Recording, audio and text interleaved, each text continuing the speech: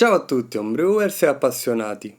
Oggi un video sullo stile e la storia delle birre di frumento bavaresi ad alta fermentazione, una famiglia di birre ricca di storia e tradizione che è anche riuscita a sfuggire all'editto di purezza bavarese. Ovviamente parlo delle Weissbier.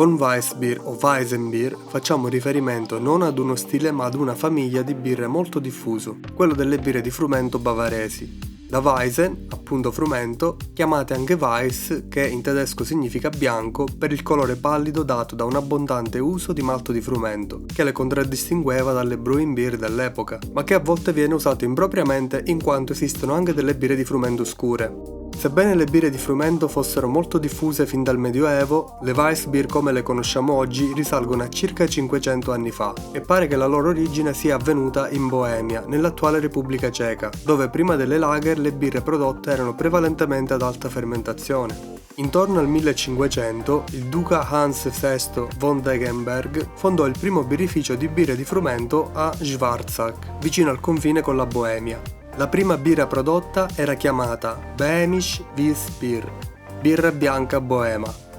Come molti sapranno, nella Baviera dell'epoca la birrificazione era regolamentata da un famoso editto, quello della purezza, il Reinheitsgebot, promulgato nel 1487. Questa legge decretava che la birra doveva essere prodotta solo con acqua, malto d'orzo e luppolo. Il lievito non veniva ancora citato perché se ne sconosceva l'effettiva origine. Quindi venivano esclusi altri cereali come il frumento, destinato alla panificazione, e l'aggiunta di zuccheri, spezie o altre erbe. Dopo che Guglielmo IV estese l'editto di purezza da Monaco di Baviera a tutta la Baviera, nel 1516, inizialmente l'unica famiglia autorizzata a poter produrre le Weissbier fu la famiglia Degenberg, ma successivamente il privilegio fu esteso anche ad altre famiglie nobiliari. Qualche anno dopo le Weiss iniziarono a subire una cattiva nomea a causa di una serie di pregiudizi. Nel 1567 il duca Alberto V bandisce la produzione di Weissbier in tutta la Baviera, per la credenza diffusa che il frumento non rendesse la birra più nutriente, ma invogliasse solo a berne di più, e addirittura si disse che le birre di frumento fossero malsane. Nel 1602 l'ultimo erede della famiglia Degenberg muore e perde l'esclusiva che passa alla famiglia reggente di Baviera, i Wittelsbach. I Wittelsbach ottennero la licenza esclusiva per birrificare queste birre e da questo momento la produzione delle Weissbier divenne un vero e proprio monopolio.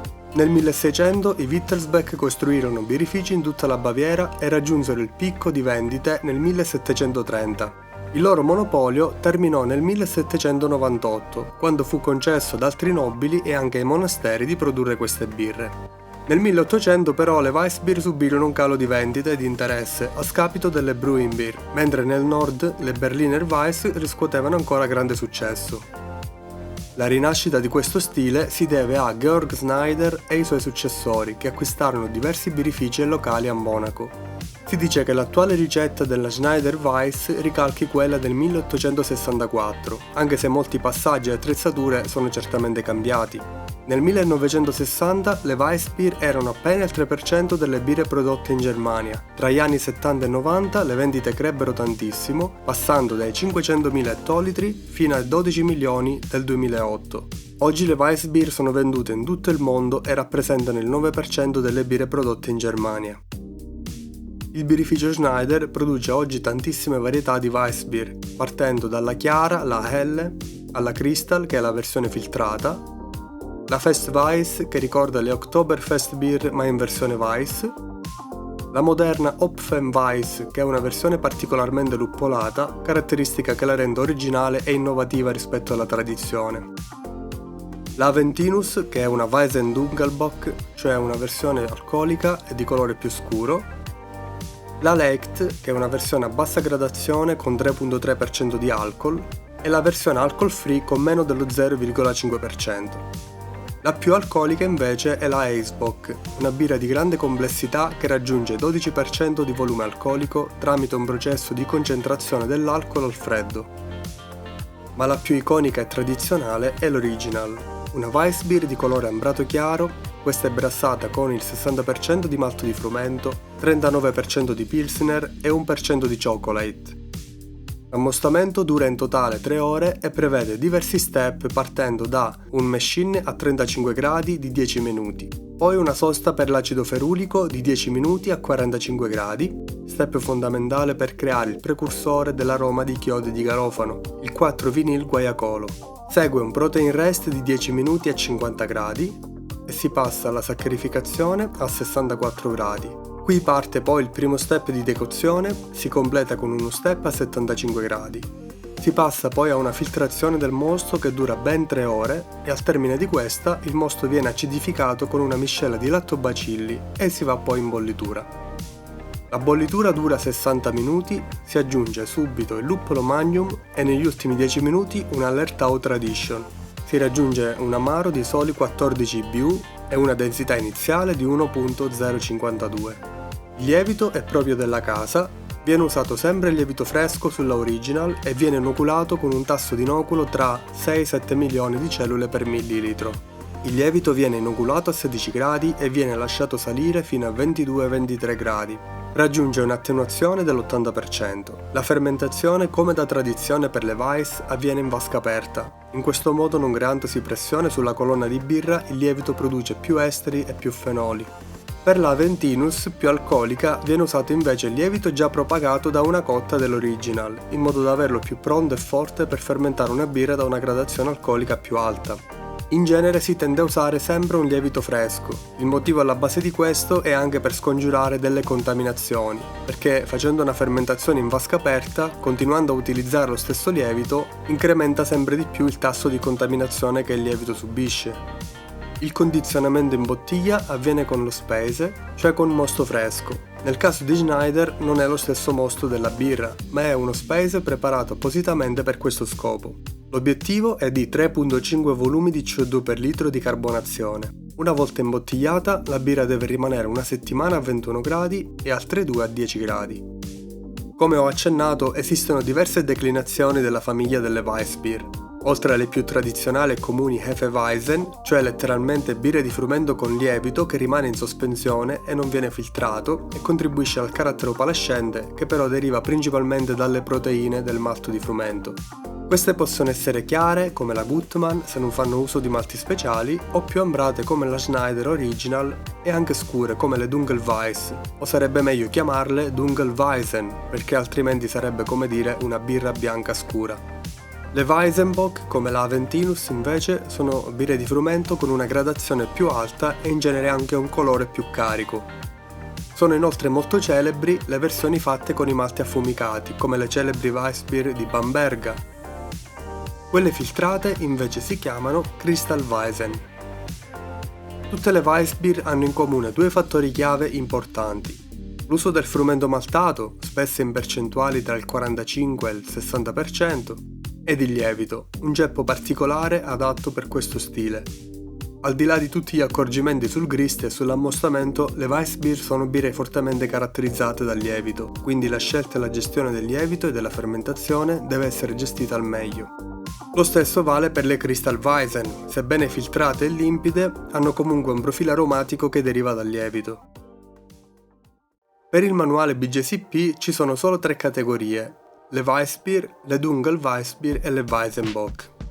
Vediamo cosa dice il BJCP sullo stile Weissbier nella categoria 10A.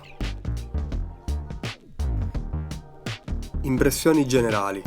Una birra di frumento tedesca chiara, rinfrescante, leggermente luppolata, con elevata carbonazione, finale secco, sensazione boccale soffice e un caratteristico profilo di fermentazione del lievito Weizen di banana e chiodi di garofano. Aroma. Esteri e fenoli da moderati a forti, tipicamente banana e chiodi di garofano, spesso ben bilanciati e tipicamente più forti del malto. Aroma di grano da leggero o moderato, di pane, impasto o cereali. Vaniglia leggera opzionale. Luppolo floreale leggero, speziato o erbaceo opzionale. Bubblegum, acidità o fumo sono difetti. Aspetto. Colore dal paglierino chiaro al dorato. Schiuma bianca molto densa, spumosa e di lunga persistenza. Può essere velata e avere una torbidità dovuta al grano e al lievito, anche con depositi sul fondo delle bottiglie. Gusto. Gusto di banana, chiodi di garofano da basso a moderatamente forte, spesso ben bilanciato. Gusto di grano morbido, un po' di pane o cereale da basso a moderato, supportato dalla leggera dolcezza del malto pils. Amaro da molto basso a moderatamente basso. Palato rotondo e saporito con un finale relativamente secco. Vaniglia leggera opzionale, a scelta sapore di luppolo floreale, speziato o erbaceo molto basso. Qualsiasi impressione di dolcezza è dovuta più alla bassa amarezza che a qualsiasi dolcezza residua. Un finale dolce o pesante compromette la bevibilità. Bubblegum, asprezza o affumicato sono difetti. Sebbene il profilo di banana e chiodi di garofano sia importante, non dovrebbe essere così forte da essere invadente e sbilanciato. Sensazioni boccali. Corpo da medio leggero a medio, mai pesante. Pienezza soffice e cremosa che progredisce verso un finale leggero e frizzante, aiutato da una carbonazione da alta a molto alta. In quest'ultima parte del video vi accenno i passaggi chiave per brassare correttamente una Weissbier. Come malti base possiamo orientarci sul rapporto 1:1 tra frumento e orzo. Spesso il frumento è usato anche in maggioranza, con percentuali che vanno dal 55 fino al 60% come per la Schneider Original. La restante percentuale di malto d'orzo può essere divisa tra malti Pilsner e anche Monaco in minor percentuale se non vogliamo fare una Weiss troppo chiara o troppo piatta. O anche tra Pilsner e una manciata di malti speciali per arricchire colore e gusto. Nelle versioni scure possiamo introdurre Cara Monaco e Chocolate. L'ammostamento tradizionale prevede diversi step tra cui Ferulic Rest e Protein Rest. Lo step per l'acido ferulico a 45 gradi può andare da un minimo di 10 minuti fino a 30 minuti, in base al carattere fenolico che vogliamo ottenere. Il Protein Rest sui 50 gradi di 10-15 minuti, ma si può anche bypassare. Poiché le abbondanti percentuali di proteine del malto di frumento aiutano ad ammorbidire il corpo, l'ammostamento dovrebbe propendere per una buona estrazione di zuccheri semplici in modo da avere un mosto molto fermentescibile e non appesantire troppo il corpo, quindi uno step di almeno 30-40 minuti tra i 62 e i 67 gradi. La decozione è un passaggio tradizionale molto usato dai birrifici e considerato da molti come addirittura essenziale per lo stile. Schneider lo adopera ma non usa malti caramello sulle versioni più chiare. Se vogliamo arricchire il carattere maltato senza ricorrere alla decozione, possiamo aggiungere anche tra il 4 e l'8% di malti caramello come Cara Monaco 1 o 2. Una bollitura compresa tra i 60 e i 90 minuti è sufficiente a caratterizzare il mosto e far volatilizzare le sostanze aromatiche indesiderate.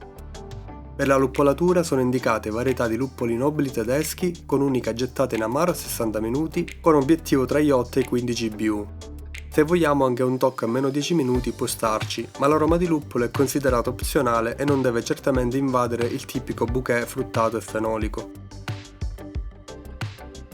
I ceppi di lievito indicati per queste birre sono ceppi necessariamente ad alta fermentazione e bisogna andare su quelli appositi per birre di frumento che producono esteri e fenoli in modo bilanciato e che convertono soprattutto il 4-vinil guaiacolo nel fenolo che è responsabile dell'aroma di chiodi di garofano. Ci sono diversi ceppi belgi che producono fenoli ma tendono a produrne troppi e in grandi quantità questo può essere percepito come solvente.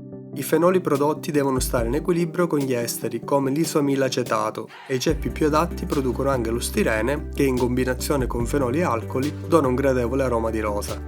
Il ceppo più comune in commercio è forse il Weihenstephan 68, che è prodotto da Weist e White Labs in formato fresco e di recente anche dalla Fermentis in formato secco.